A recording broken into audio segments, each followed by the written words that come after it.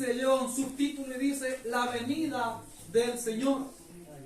Dice el apóstol, tampoco queremos, hermanos, que ignoréis acerca de los que duermen, para que no os entristezcáis como los otros que no tienen esperanza. Porque si creemos que Jesús murió y resucitó, así también traerá Dios con Jesús a los que durmieron en Él. Por lo cual os decimos esto en palabra del Señor, que nosotros que vivimos, que habremos quedado hasta la venida del Señor, no precederemos a los que durmieron, porque el Señor mismo con voz de mando, con voz de arcángel y con trompeta de Dios descenderá del cielo, y los muertos en Cristo resucitarán primero. Luego nosotros, los que vivimos, los que hayamos quedado, seremos arrebatados juntamente con ellos en las nubes para recibir al Señor en el aire, y así estaremos siempre con el Señor. Por tanto, alentados los unos a los otros con esta palabra. Amén. Palabra del Señor. Glorifiquemos al Señor. Gloria a Dios. Gloria a Dios. Gloria a Dios. Miramos, hermanos, nos encontramos con una palabra gloriosa. Una palabra gloriosa para aquella persona, aquel hijo de Dios que piensa en la eternidad. Porque no hay que acá hacernos, ¿cierto? Los que tal vez, como diríamos por ahí, vernos la suerte entre gitanos, diríamos ahí en el mundo, o a veces nosotros hasta ocupamos los dichos también mundanos, porque de pronto hay que ser verdaderos. Y ¿a qué voy con esto? En que a veces nosotros como hijos del Señor no estamos pensando en la eternidad. Nuestra mente, nuestro corazón no está en la eternidad de Dios. No está en que un día voy a ir a morar a esa patria celestial. ¿Por qué? Porque hay cuentas que pagar, porque hay hijos que enviar al colegio, porque tengo negocios que hacer, porque tengo un título que alcanzar a nivel académico, estoy estudiando en un instituto, en una universidad, estoy reuniendo dinero para comprarme el auto del año, estoy haciendo miles de cosas en esta vida terrenal, lo cual yo no quiero decir que esté malo que se haga, está bien, todos queremos tal vez una situación buena, criar a los hijos, todo esto, pero cuando todas esas cosas nos las metemos en el corazón y andamos afligidos porque tal vez reprobé un ramo en la universidad, y eso te quita el sueño, y eso te quita tal vez hasta la gana de comer, y te aflige a tal punto de que entras en depresión. O tienes cualquier otro problema, chocaste el auto, no sé, cualquier cosa, o tienes una enfermedad en tu carne que te hace que te canses, que te fatigues, que te duela, y tal vez todas esas cosas te hacen quitar la mirada de arriba. Jesucristo en una oportunidad dijo, no pongan ustedes la mirada en las cosas de acá abajo, de la tierra. Ustedes no se preocupen porque los gentiles, las gentes que no eran judíos en ese tiempo, recordemos que Jesús cuando hablaba, Él estaba viviendo aún en la ley. El tiempo de la gracia aún no había venido. El tiempo de la gracia empieza cuando Jesús resucita de entre los muertos. Porque en el momento en que Jesús muere, Él todavía estaba en el tiempo de la ley, del antiguo pacto que Dios había hecho con Abraham. En la circuncisión es un pacto en la carne, en carne y sangre que Dios había hecho con Abraham y su descendencia. ¿Cuál era ese pacto? En la circuncisión. ¿En qué contaba la circuncisión? En que el hombre, las mujeres en este caso no se circuncidaban, era solamente el varón. El varón se circuncidaba en su parte íntima, se hacía un corte de su parte íntima. Y estaba por 3 o 4 días o por una semana, dependiendo de la persona, el varón, con una fiebre, le subía la fiebre, estaba ahí sin poderse mover en cama. Los 3 primeros días era un dolor insoportable, en donde sudaba y tenía fiebre. De tal manera, esa es la circuncisión, esa es la carne del varón. Ese es el pacto que Dios había hecho con Abraham, su amigo, su siervo, aquel el padre de la fe que vino a ser más con el tiempo, con los años, con las décadas. Han pasado el tiempo y fue plasmado ahí el padre de la fe, aquel que le creyó a Dios, aquel que creyó que cuando Dios le dijo, dame a tu hijo como sacrificio, y él no titubeó. A veces nosotros le ponemos ahí las predicaciones, ¿qué habrá pensado Abraham? Tal vez pensaría, y ese tal vez, y ahí ya le estamos agregando. Abraham, usted lee la escritura, libro de Génesis, usted se da cuenta, y Abraham fue. Dios le dijo, sacrifícamelo, y lo iba a sacrificar. No lo vimos titubear en ningún momento.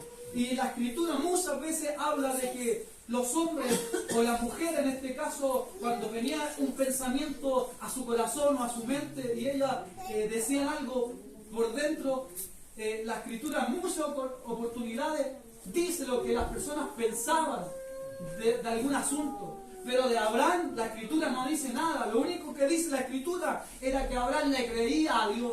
Era que él, si Dios le pidió a su hijo, él no titubeó, él se lo iba a entregar el sacrificio.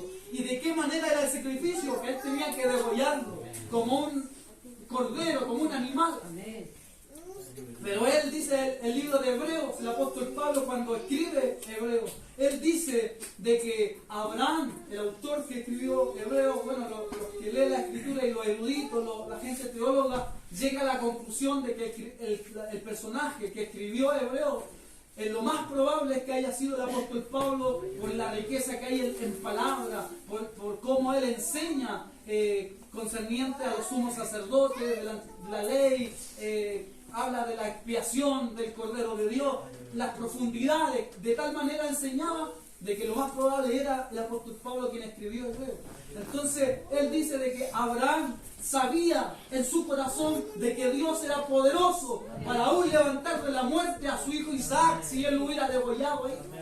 Entonces nos damos cuenta, amados hermanos, cómo Dios se acerca a los hombres.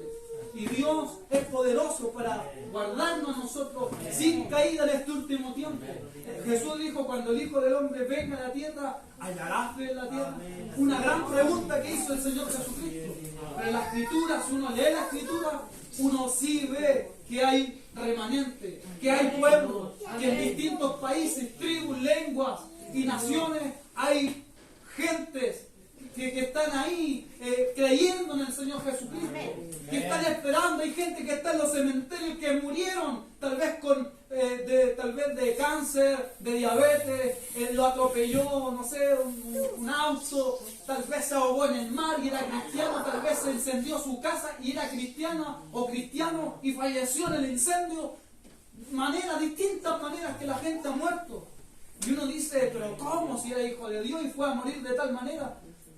Nosotros no estamos exentos. Dios es poderoso para cuidarnos, sí, es poderoso. Pero cuando te llega la muerte, no hay muerte bonita, amado hermano. A ver, un día conversaba con cierta persona y me decía, pero es que morir ahogado es como que a lo mejor la persona no estaba bien delante del Señor. Y yo le decía, ay, ¿te parece que morir de un atropello es más bonito que morir de ahogado? Toda la muerte es fuerte, toda muerte de la forma que sea va a ser fuerte, va a ser algo que te choca, algo que te va a producir dolor a tu corazón si se muere alguien cercano a tu vida. No hay muerte bonita, no. La muerte es muerte y cuando llega no hay nada que se interponga hacia la muerte. Pero si el Señor te cuida, entonces Él te va a proteger y la muerte va a pasar de largo. Amén. Entonces, amados hermanos, ¿por qué estoy hablando todas estas cosas? Porque la palabra en esta noche el apóstol dice, pero hermanos, lo que leíamos, dice, tampoco queremos, hermanos, que ignoréis. O sea, que no sean ustedes ignorantes concernientes a las gentes que duermen en el Señor, a los hermanos que han partido ya. Tal vez en esta noche hay gente que algún familiar ha partido, tal vez unas semanas atrás, unos días atrás, yo no lo sé, unos meses, unos años atrás. Y era cristiano y era cristiana, era una persona que buscaba al Señor, que se esforzaba por buscar la santidad, por buscar a Dios en su palabra, en oración, que se esforzaba por la búsqueda de Dios. Porque este evangelio es de esfuerzo, amado hermano. Yo creo de que nosotros somos salvos por la gracia de Dios. Que Él nos dio a nosotros el don, el regalo de la fe. Él me la dio. Él me dio a mí. Y a usted ese regalo de la fe. Para que usted pudiera creer en Jesucristo, en el Dios Padre y en su Espíritu Santo. Entonces, pero esa fe no nació de ti solamente.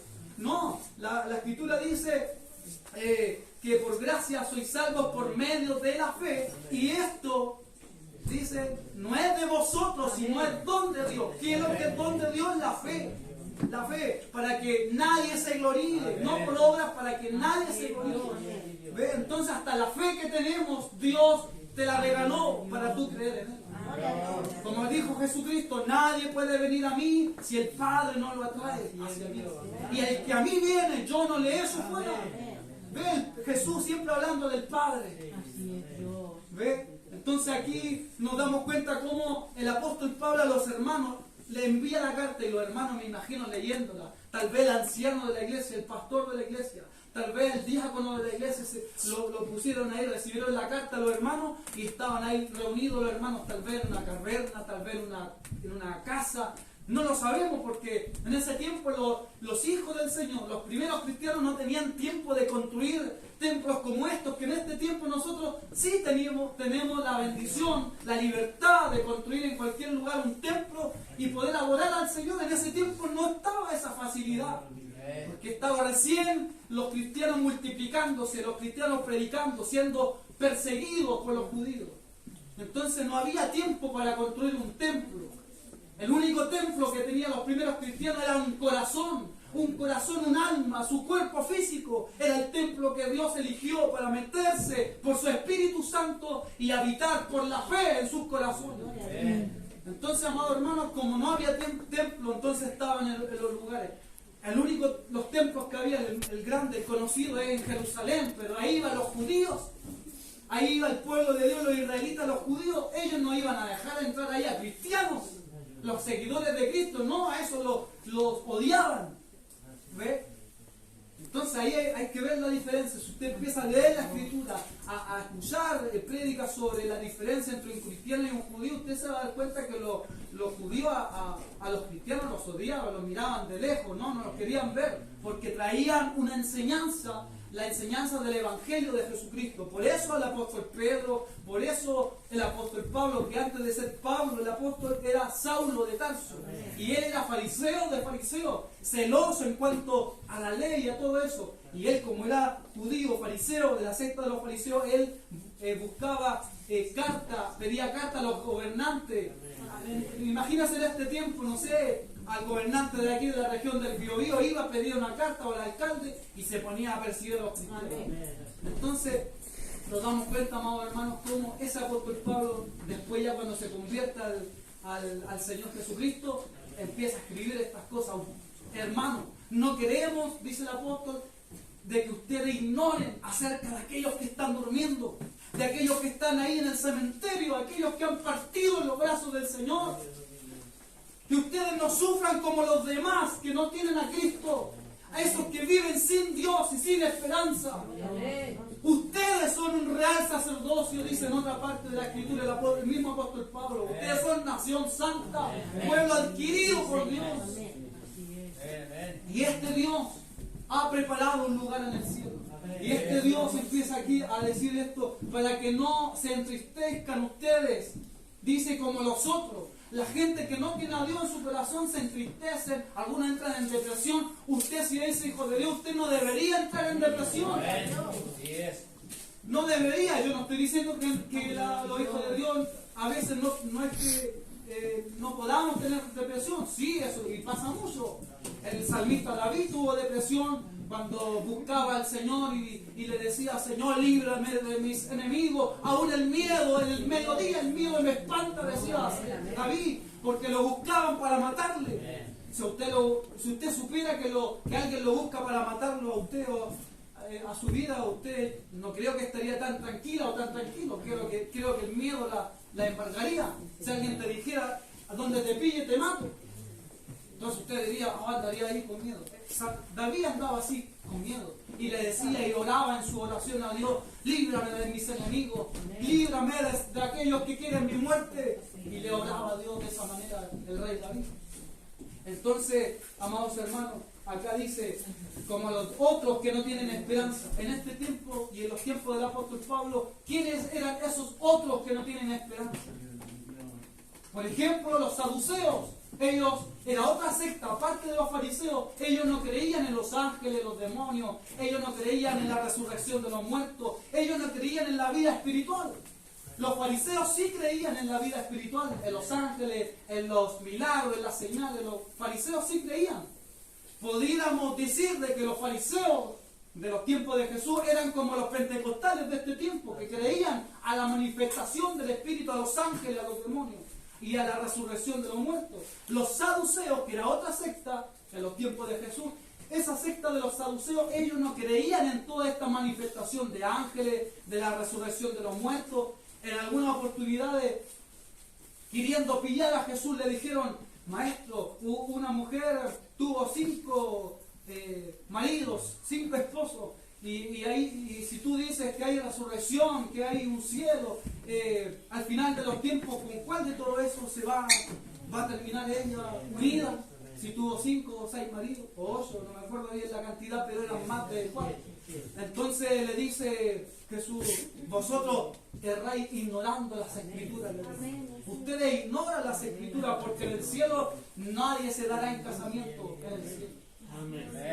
Porque serán los hombres o las mujeres serán semejantes a los ángeles, no iguales, semejantes a los ángeles, porque él sabía de que en los cielos solamente iba a haber un casamiento, solamente iba a haber una unión, solamente iba a haber una celebración. ¿Y cuál es la gran boda, la gran celebración, la gran mesa que está puesta en los cielos? Es Jesucristo, el amado, Jesucristo, el novio, el esposo, que está esperando a que suene la final trompeta y venga a buscar a su amada, a su iglesia, que somos nosotros, que son nuestros hermanos de todo el mundo, de toda tribu, lengua, pueblo y nación, y nos vendrá a buscar y nos llevará a su iglesia, a los muertos y a los que estemos vivos. Y esa será la gran bendición. Ahí se cumplirá, así habrá un casamiento, y es de nuestro Señor Jesucristo con su amada iglesia, la cual Él entregó su vida por su iglesia, y la sustenta y la cuida. Por eso a veces Él te cuida y tú no te das cuenta, vas por la calle, te cuida por las noches cuando estás durmiendo. Tal vez va un demonio ahí a atormentarte y clavas a la sangre del Cordero, a su nombre, gloria a Jesucristo, gloria, y le dices: cúbreme en tu sangre, Señor. Oh Jesucristo, en el nombre de Jesucristo reprendo toda obra del diablo. Y entonces los demonios se van, se alejan, y tú resistes ahí en medio del sueño a los demonios que te quieren atormentar, porque no tienes otro refugio, porque no tengo otro refugio, porque las armas de nosotros no son carnales, sino poderosas en fe, en el Espíritu, para destrucción de fortaleza. Entonces, amados hermanos, nos damos cuenta cómo nosotros en este último tiempo tenemos que andar en santidad. Si usted se fija en el capítulo 4, aquí mismo, unos versículos más atrás, capítulo 4, verso 1, dice, lleva un subtítulo: la vida que agrada a Dios. Y después empieza el verso 13, la venida del Señor, de lo que leímos. Pero en la vida que agrada a Dios, capítulo 4, ahí mismo al lado de la venida del Señor, habla de la vida que agrada a Dios. Y ahí el apóstol Pablo, antes de hablar de la venida del Señor, empieza a hablar a los hermanos: ¿saben ustedes cuál es la vida que agrada a Dios? Que el varón sepa tener su propia mujer, su propia esposa, que la honre, que la respete. ¿Qué más dice? Ya sabéis las instrucciones que os dimos por el Señor Jesús, pues la voluntad de Dios, dice, es vuestra santificación, porque sin santidad nadie verá al Señor. Y Apocalipsis dice que aquel que esté limpio, límpiese más. Aquel que es santo, santifíquese todavía. Aquel que es justo, practique la justicia todavía. Y nosotros, por nuestras propias obras, nosotros no somos santos por nuestras propias obras. No somos justos por nuestras propias obras, por lo bien que yo me porte, no. Si no dice la Escritura, el apóstol Pablo escribió casi toda la doctrina, amados hermanos de la iglesia. Y él dice de que Dios preparó de antemano, o sea, antes de que la iglesia naciera, del costado herido de Jesús, cuando Él después muere y resucita, nace la iglesia. Desde antes de eso, Dios ya había preparado obras de antemano para que nosotros, la iglesia, anduviéramos en buenas obras. Entonces no es algo que nazca de mí, que nazca de ti, amada iglesia, sino que Dios preparó buenas obras para que nosotros andemos en esas buenas obras. Ve que todo proviene de Dios. ¿Podrá alguien jactarse en esta noche y decir, no, yo me merezco entrar allá arriba? Nadie, amado. Como le decía en un principio, todos hemos quebrantado la ley de Dios. En algún punto, y la ley, si alguien se hace infractor, si alguien traspasa la ley de Dios en uno de los mandamientos, dice la palabra, el apóstol enseñando que se hace infractor de todos. O sea, tú en una cosa que falles, te haces infractor de todo. En esta noche quiero que levanten la mano, con respeto se los pido, y por favor que levanten la mano todos aquellos que en alguna oportunidad de su vida ha mentido. No importa cuál haya sido. Todo. Quiero que levantemos la mano todos los que en alguna oportunidad de nuestra vida hemos tomado algo que no era nuestro, no importa el valor, no importa el precio de lo que hayamos tomado, que no era nuestro. Siendo niño, adolescente, la edad que sea. En 2, y son 10 mandamientos. De hecho, Jesús en una oportunidad dijo, oíste que fue dicho, y cuando él le dijo, oíste que fue dicho, se refería a la ley, a los judíos, a los que le escuchaban. Oíste que fue dicho, no adulterarás. Y ellos le dijeron, sí, en la ley está. Y él le dijo, mas yo les digo ahora, cualquiera que mire a la mujer de su prójimo y la codicia en su corazón, ya adulteró con ella en su corazón. Porque es el corazón entre aquí de donde nacen las buenas y las malas cosas. Alguien que mata a otro físicamente, antes ya lo había matado en su corazón. Por eso Jesús, la ley te mostraba lo que la gente podía ver, la ley. Los sellos ya como, ¿me entiendes? Pero antes de ser mentiroso, tú fuiste, aquí mentiste. De aquí nace la mentira. Antes de ser un adúltero, aquí deseaste al hombre de tu prójima mujer o a la esposa de tu prójimo varón. Y aquí es donde nace todo. Por eso Jesús se fue a la raíz de las cosas. Oíste que fue dicho, no adulterarás, mas yo les digo ahora, y él se va a la raíz de donde nace todo. Entonces, si él se fue a la raíz, ahí no hay nadie que se quede fuera, exento, apartado de las palabras que salieron de la boca de Jesús. Por eso nadie, cuando uno va a la calle a predicar la palabra, uno debiera exponer la ley del Señor, de los 10 mandamientos, y uno debiera hacer esa pregunta. Y así uno se va aquí y aquí de las personas. Y la gente ahí va a estar escuchando a decir, ¿es verdad lo que dice el predicador? Porque si solamente vamos a la calle a gritar que Cristo sana y hace milagros, todo el mundo sabe que Dios sana y hace milagros. Pero cuando le presentas la palabra y tú le presentas primero en la condición que la gente está, la condición en que la gente está es que está muerta en delitos y en pecados. Esa es la condición. Yo cuando predico en la calle les digo, esta es la condición, les tengo una mala noticia. La mala noticia es que usted está muerto en delito y en pecado. Usted ha quebrantado, ha hecho pedazos la ley de Dios. Usted ha violado la ley de Dios.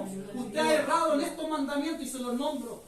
Si usted alguna vez ha hecho esto, entonces usted es pecador y usted está muerto en delito y pecado. Si usted muriera hoy, usted no se iría al cielo, porque usted ha traspasado la ley de un Dios santo, santo, santo.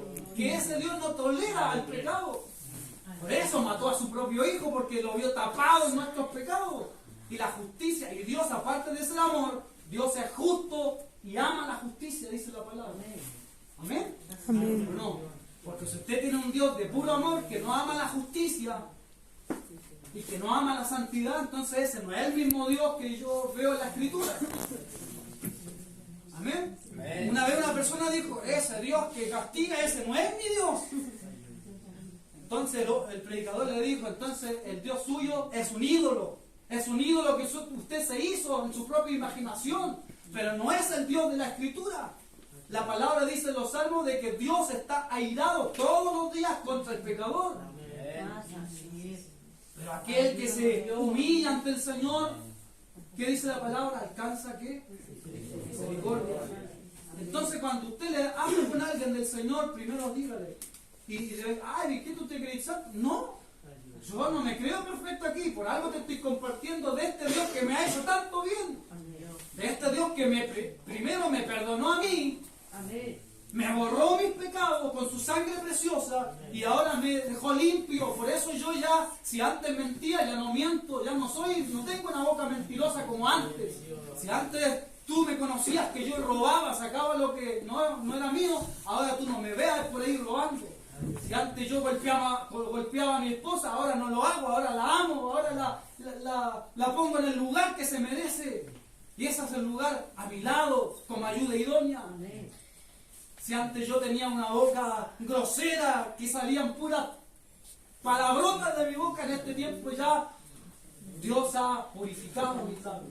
Y ahora hablo la palabra de Dios, ahora hablo bendiciones y no ando maldiciendo al perro y al gato y al vecino y a mis enemigos. Entonces la vida del ser humano cambia. Cambia cuando realmente uno se encuentra con el Dios de las Escrituras. Y no con el Dios que yo pienso que Dios es así, ¿no? Si, vuelvo a repetir, si la gente piensa de que Dios es puro amor y aguanta todo lo que nosotros hagamos y no hagamos o deshagamos, entonces ese no es el Dios de las Escrituras. Porque Dios es amor y Dios es fuego con su amor. Entonces, ¿qué sigue diciendo? Bueno, esa es la vida que agrada a Dios. Dice, pues la voluntad de Dios es vuestra santificación, que os apartéis de fornicación. Puede ser posible que en algún tiempo de nuestra vida anduvimos también así, aún dentro de los caminos del Señor. Yo en eso me involucro ahí, porque también años atrás también estuve en ese baile. Siempre anhelé casarme, tener mi esposa en santidad, en honor. Pero también fallé en esto, años atrás. Entonces, pero el Señor siempre me golpeaba con su palabra, porque si tú eres hijo de Dios, Dios no te va a dejar tranquilo, Dios no te va a dejar tranquila, que hagas lo que tú quieras. Tarde o temprano vendrá y te hablará por una palabra, te hablará por un sueño, o por un consejo del pastor, de un anciano, de un hermano predicador. Alguien maduro en Dios va a venir y te va a hablar. Y en una conversación, basta una conversación y Dios te puede estar hablando. Dios te puede estar hablando. Dios te puede empezar ahí a golpear el corazón. Deja la fornicación.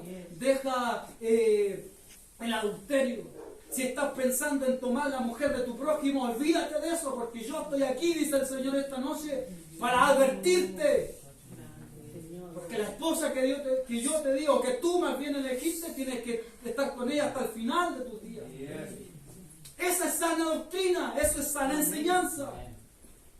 Porque muchas veces nos jactamos, todos los hermanos nos jactamos, y me incluyo también en ese saco, de que en mi iglesia hay sana doctrina, hay sana enseñanza, pero cuando empezamos a ver los currículums de las personas, algunas en vez de currículum tienen prontuario.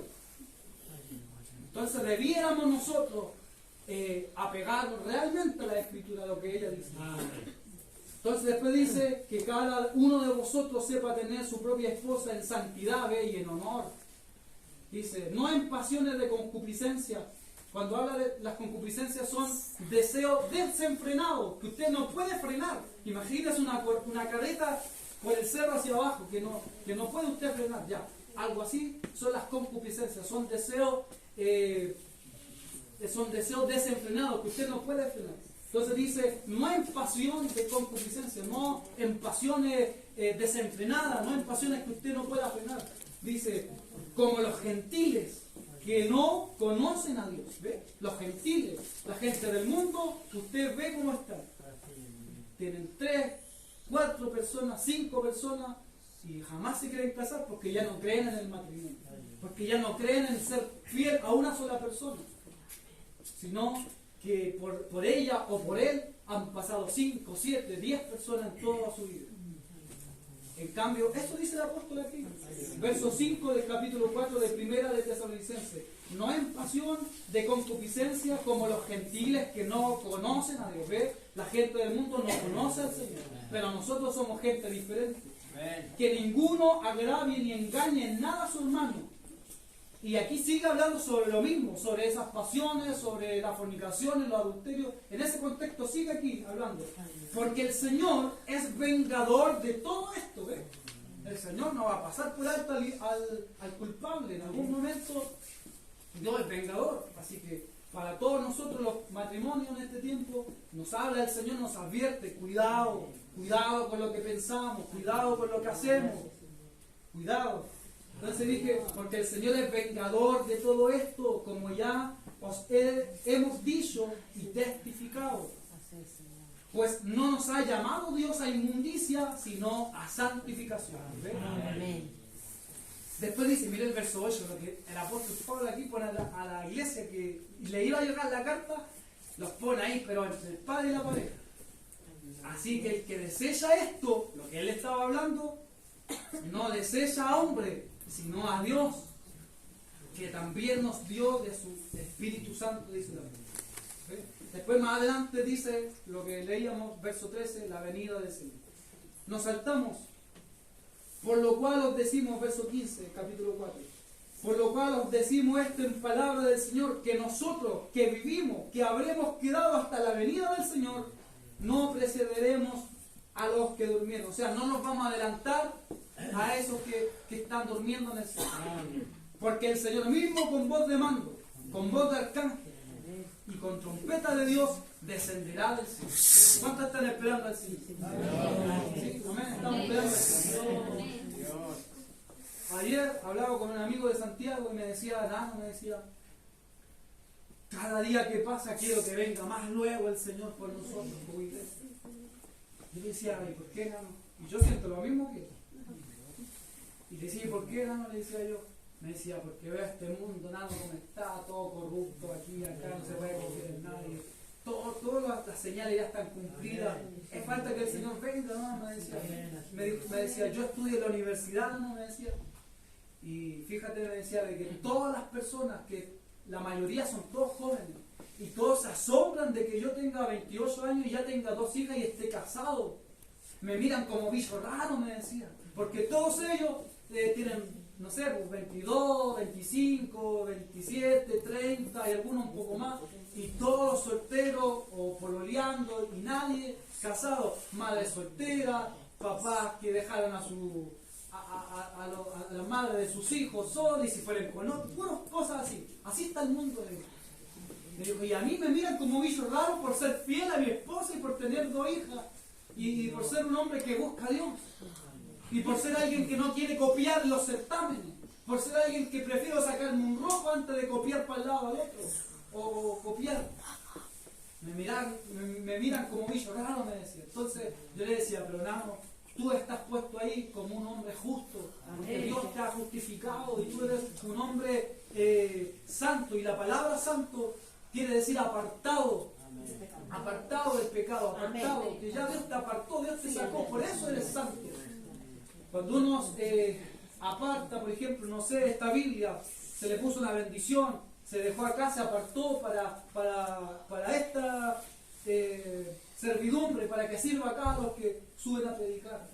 Una silla, un instrumento, se aparta, se ora, se santifica, se aparta. Así Dios nos ha apartado, nos ha santificado a nosotros para su reino. Y yo le decía a mi amigo, gloria a Dios, le decía yo, porque a pesar de que estás ahí, te sentís de pronto un poco incómodo, pero Dios te ha puesto ahí como lumbrera en medio de ese lugar oscuro. En donde hay filosofía, acuérdense que en las universidades a los jóvenes, los profesores, la mayoría son progresistas, son gente con ideologías de género, que están a favor del aborto, que están a favor del matrimonio igualitario, que están a favor de todas estas cosas que van en contra de la palabra de Dios. Entonces, por ahí le van metiendo también su ideología, aparte de las enseñanzas que le dan por la carrera que la persona está estudiando. ¿Sí? ¿Por qué creen ustedes que el mundo está como está? ¿Por qué la gente de las universidades, la mayoría, tal vez no todos, pero no sé, un 80% de la gente que estudia en las universidades tienen ese concepto de que ven a alguien que cree en Dios y lo ve como bicho raro, como que fuera de la época, no sé, como que fuera la época de Jesús? Y la mayoría no creen en el humanismo, en que yo con mi propia fuerza puedo obtener las cosas. Si yo me esfuerzo, logro esto. Si yo me esfuerzo, voy a terminar mi carrera, voy a trabajar en lo que estudié, voy a tener el último auto, último modelo, el último celular del año y todo lo terrenal, amado hermano. Y nadie le da valor a las cosas espirituales, a los valores que Dios nos da a través de su palabra. Por ejemplo, el ser fiel a tu esposo, a tu esposa. Por ejemplo, a no ser una persona chismosa o que hable mentira o que invente mal de cosas. Nadie le da valor a eso. Nadie le da valor a un corazón que ha sido lavado por Jesucristo. Nadie le da valor a una persona que es justa, que le gustan las cosas derechas. Nadie. Todos miramos a esas personas que son así, no sé, de lejos. No, nos irrita la verdad, nos irrita la justicia. Nos irrita las cosas santas. Cuando alguien está en un grupo ahí y alguno empieza a tirar chistes de doble sentido, aún en grupos cristianos, porque pasa, y uno del grupo que diga, no, se aparta, o que ahí en el grupo diga, ya pues, cuidado con los chistes de doble sentido. La juventud, por ejemplo, por dar un ejemplo, los demás todos me van a ver a ese o a esa como bicho raro. Van a decir, ¡ay, la puritana! ¡Ay, el santo, la santa! Pero no, amado hermano. Es por eso que nosotros tenemos que vivir, enseñar a los más ancianos, a los más jóvenes. Seamos ejemplos en nuestra conducta. Para que el Señor un día nos lleve a su presencia. Yo quiero que cuando suene la trompeta del Señor, como le decía la palabra que acabamos de leer, y los muertos en Cristo resuciten, nosotros nos vamos a la colita de ellos, no, al trasito de ellos, volamos. Dios nos lleva en el aire, su poder nos va a levantar. No va a ser mi capacidad humana, aunque quiera con mis manitos ahí hacer así, no voy a elevarme del suelo ni un centímetro. Va a ser su poder que me va a hacer flotar en el aire, levitar y me va a llevar para arriba. Si estamos aquí dentro de esto, dice que en un abrir y cerrar de ojos nuestros cuerpos serán transformados y seremos capaces de traspasar esto. Imagínense, miren el poder de Dios. Y este cuerpo, el apóstol dice que esto corruptible, esto que se enferma, este cuerpo que muere, que se desgasta, que se enferma, se vestirá de incorruptible. Gloria a Dios. Incorruptible quiere decir que no se corroe, que no se enferma, que no se desgasta, que no muere. Y esto mortal que muere se va a vestir de inmortalidad. ¿Y por qué? Porque es necesario que nuestros cuerpos sean transformados. Va a haber una transformación en nuestros cuerpos para traspasar esto y el techo de más arriba y traspasar estos cielos. En la escuela, a la mayoría de nosotros en ciencia o en física, en ciencia, nos explicaron que el planeta tiene unas capas, la troposfera, la estratosfera y así, todo lo que termina en ósfera. Y nuestros cuerpos van a cruzar esas capas que, imagínense, los pájaros vuelan a cierta, una paloma puede volar a cierta cantidad de metros para arriba, pero más allá no se puede ir. ¿Por qué? Porque la presión, porque su cuerpo no está diseñado para irse más arriba. Después vemos, ¿qué puede ser después? Un águila. Ese tiene más capacidad, su cuerpo está hecho para volar más alto, kilómetros por arriba, más alto. Pero el águila no puede andar a la misma altura que anda tal vez, no sé, los aviones esos de combate, que esos pueden ir muchos kilómetros más arriba. Y ese avión de combate no puede ir a la capacidad que van esos cohetes que tiran al espacio exterior. ¿Ves? Todo tiene su límite, su tiempo. Pero nosotros, gloria a Dios, porque nuestro cuerpo va a ser transformado y vamos a salir del mundo, del planeta, y vamos a ir a esa patria celestial que Jesucristo fue a preparar para nosotros. ¿Cuántos lo creen? Amén. En una oportunidad el apóstol Pablo estaba predicando en el Areópago. Había una inscripción, y en esa inscripción, en un altar, que los hombres de aquella ciudad les gustaba oír, les gustaba estar atentos, así como ustedes están atentos esta noche, por lo cual doy gloria a Dios por eso. Ellos estaban siempre atentos cuando llegaban gente con conocimiento, a ellos les gustaba aprender. Y ellos estaban atentos ahí a la enseñanza, y el apóstol Pablo, cuando ve esa inscripción al Dios no conocido, porque ellos tenían otros altares a distintos dioses, pero había un altar que decía al Dios no conocido. Era por si acaso había un Dios que ellos no conocieran, también le prendían velitas y le hacían reverencia. Por si acaso se nos escapa un Dios que no conocemos, ahí está la inscripción al Dios no conocido. El apóstol Pablo se para, alza la voz, como yo estoy gritando esta noche como un loco acá arriba, y empieza a decir, varones, le empieza a decir, o ustedes que son pensadores, ustedes que son filósofos, muchos de ustedes, porque no es que esa gente era ignorante, nosotros, la mayoría de los que estamos aquí, al lado de esa gente de esos tiempos, somos, yo podría decir que somos bien ignorantes en cuanto a los conocimientos de muchas cosas. Pero esas personas eran gente que leían, que eran instruidas, eran filósofos, gente que tenía la croqueta más grande que nosotros. Entonces le dice, yo me doy cuenta de que aquí ustedes todos son muy religiosos y que les gusta oír nuevas cosas siempre, aprender, siempre les gusta aprender. Y vi una inscripción mientras yo me paseaba por la ciudad al Dios no conocido. De ese Dios no conocido es que yo les quiero predicar. Este día le dijo el apóstol. Y empieza a hablar del Evangelio de Jesucristo, que Dios tuvo que mandar a un Salvador porque el mundo ya estaba mal, en delito, en pecado, todo el tema. Y empieza a hablarle y de pronto el apóstol llega a una enseñanza, la misma que después le escribe en esto, que es la palabra central de esta noche, de la venida del Señor, de que vamos a ser transformados, de que en un abrir y cerrar de ojos el Señor viene con voz de mando, con voz de arcángel, que los muertos en Cristo van a resucitar. Eso empezó a predicar el apóstol Pablo. Y los filósofos y la gente de ese tiempo les dijo, ya, hasta aquí solamente te vamos a escuchar porque ya te estamos escuchando otra vez hablar de la resurrección y ya esa cuestión, ya hasta ahí aguantamos nosotros, porque no creemos que haya tal resurrección. Y muchos se iban y lo dejaban ahí hablando solo. Pero había otro grupito al cual Dios sí le había dado ahí fe, había depositado fe, y ellos creían de que después de esta vida había otra. Ellos creían que sus vidas presentes eran tal vez miserables, muchos de ellos. Tal vez eran pobres de espíritu, tal vez estaban aproblemados con una enfermedad encima. Y tal vez estaban ancianos o con una enfermedad encima o le iba mal en la vida, yo no lo sé. ¿Qué condición tenían esos hombres y esas mujeres?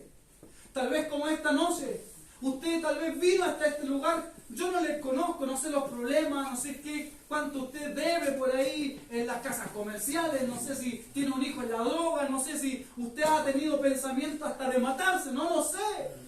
Pero sé una cosa, y esto es la palabra que alumbra en el lugar oscuro. Y si en esta noche la palabra es capaz de iluminarte, de poder abrirte los ojos del alma y saber de que muy pronto el Señor vendrá por nosotros y nos llevará a ese lugar donde ya no habrá llanto ni dolor, a ese lugar donde no entran los ladrones. Aquí abajo en la tierra ponemos cámaras de seguridad en nuestras casas para sentirnos seguros, para cuando estoy en el trabajo ver el celular y ver quién anda ahí afuera en la calle. Veo la otra cámara que tengo para el patio y me compro unos perros grandotes ahí que infundan miedo. Y no sé, de cualquier manera, porque vivimos inseguros. Pero en ese lugar no entra el ladrón. En ese lugar no entra el ladrón. Porque el malo no habitará junto a ti, dijo el salmista.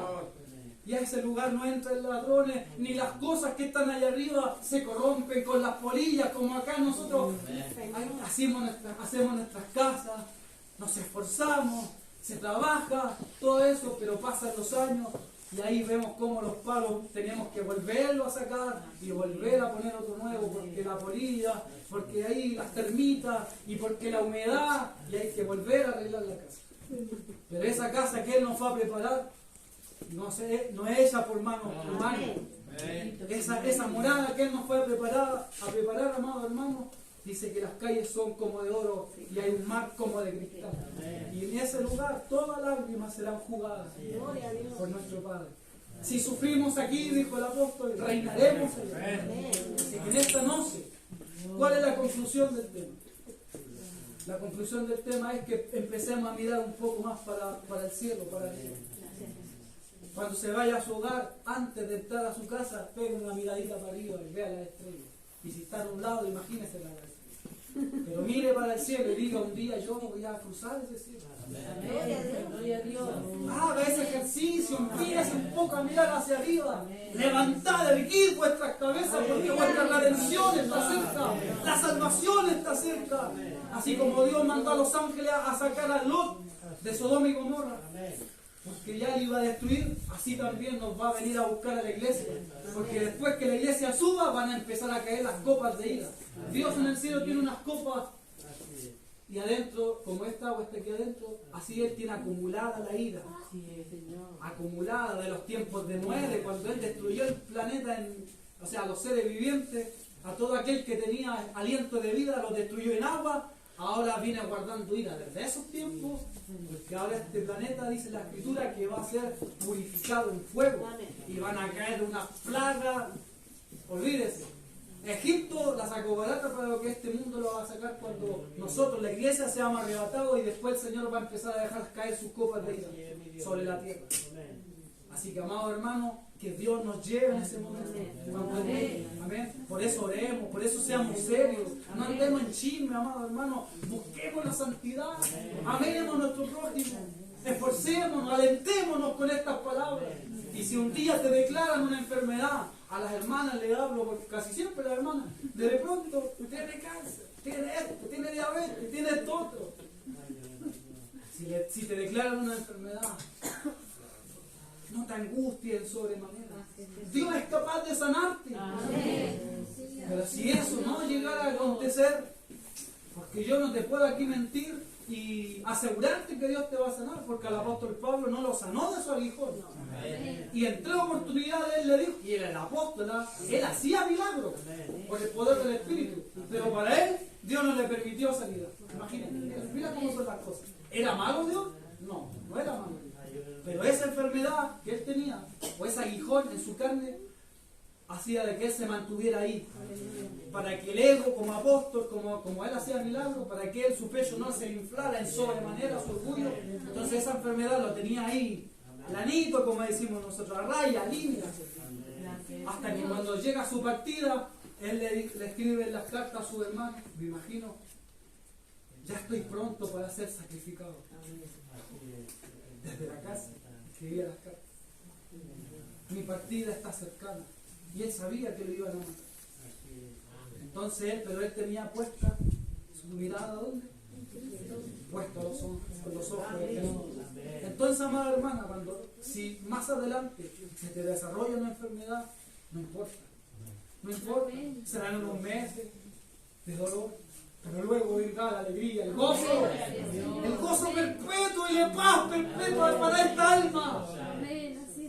Que en esta vida ha luchado, ha ayudado, pero allá, entrar, bendito de mi Padre, tú que no me negaste, a pesar de que tenías un cáncer, no me negaste,